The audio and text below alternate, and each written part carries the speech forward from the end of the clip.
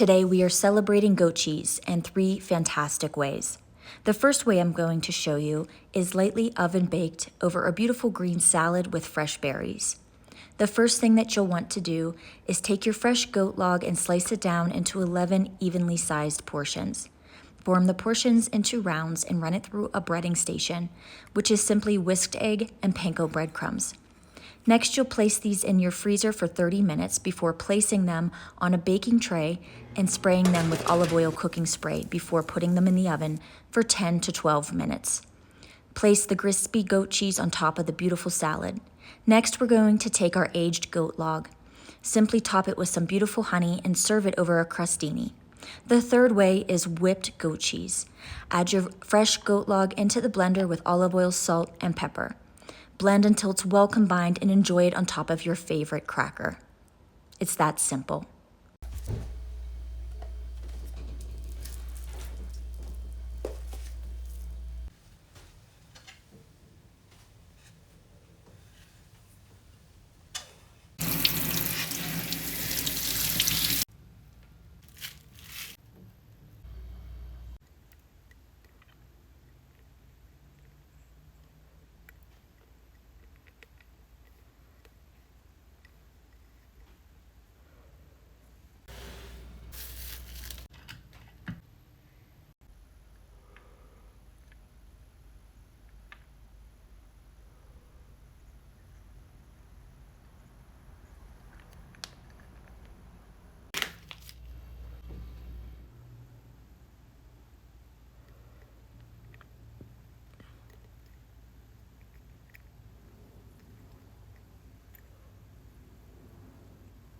Elevate your next cheese board with a savory cheesecake. First step is to finely crush your favorite crackers. Then add melted butter and mix together. Line a springform pan with parchment paper and then use cooking spray. Press into the pan to make a crust and then refrigerate. I'm using bleu d'Auvergne and triple creme cheese, which are French cheeses and very creamy. Add the triple creme to some sour cream and cream cheese. Then add spices and mix together. Next, you're going to beat in 1 egg at a time until it's thoroughly combined. Add some flour and mix for another minute. Then we're going to crumble up some bleu d'Auvergne cheese, and I'm using this cheese because it's less salty, creamier, and it has a buttery taste. Then fold it into the mixture with some green onions. Pour the mixture into a pan and bake for 1 hour and let it rest and then refrigerate. Now we're going to make the toppings. Thinly slice some watermelon radish and make a dressing with olive oil, rice vinegar, honey, black pepper, and a squeeze of grapefruit juice. Then you're going to take the rest of the grapefruit and cut them into small pieces. Now it's time to put all this together. Arrange the sliced watermelon radish and top with some grapefruit. Add a few more dollops of triple creme and then finish off with some chives and chopped walnuts. This cheesecake is perfect with a baguette and a drizzle of honey.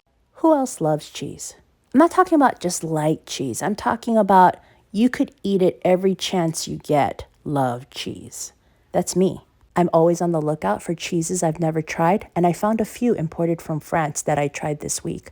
This is goat brie. Look at this. Look at how creamy. I added my favorite fruits, nuts, baked it for about 10 minutes until it got nice and melted. Oh my gosh, I added a little bit of balsamic glaze, flaky salt, a must, and some fresh basil. That's it. Seriously. Another cheese I found was Emmental. I don't know if I'm pronouncing that correctly. They said it melts well, so I just made it into a fondue. Yep, look how buttery. Croissants, meats, fruits. Seriously, I just went to town. It was mwah. I love coming up with new appetizer ideas, and This one is for all my mushroom lovers. we are making camembert stuffed mushrooms. Start by scooping out your mushrooms, then chop up some shallots and mince your garlic. Then add chopped bacon to a pan. Remove that, then add your shallots and garlic with that mushroom filling. Add the thyme, a little splash of white wine, then your parsley. Remove that from the pan, then use a little bacon grease to crisp up breadcrumbs. Then we're going to add the onion mixture back in with the bacon, some salt and pepper. Now we're ready to stuff our mushrooms. We're going to bake these at 350 for 15 minutes. Then it's time for the star of the show, the camembert. Camembert is a French cow's milk cheese that's similar to brie but has a bit more of an intense flavor. Cube it up, pop it on top of the mushrooms, and in about a minute or two it's going to be perfectly melty. I topped it with fresh parsley and truffle honey. All right, let's try it. That filling is so nice and savory with that incredible camembert, the honey drizzle on top. Incredible.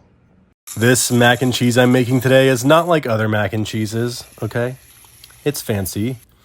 It studied abroad in France and won't stop talking about it. But I am still making it like I would any mac and cheese, which starts by heating some evaporated milk for the sauce. And this is where I change things up a little bit because thanks to So Yummy, I got my hands on some Fromage from Europe. Look how stunning these are. Now, the main stars here are this beautiful Langre, some mimolette, which will be playing the role of cheddar this evening with like delicious nutty caramel notes, and then a triple cream, which makes the sauce silky smooth. And all this needs is a little Dijon mustard and black pepper. I love how the mimolette gives it this orange color because, look, if mac and cheese isn't orange, I just don't want it. I'm sorry. Do not forget to save a little bit of that pasta cooking water in case it's looking dry. Put it on low heat until you get the consistency you want. You could, of course, top with more cheese and bake until bubbly, but I like it just like this.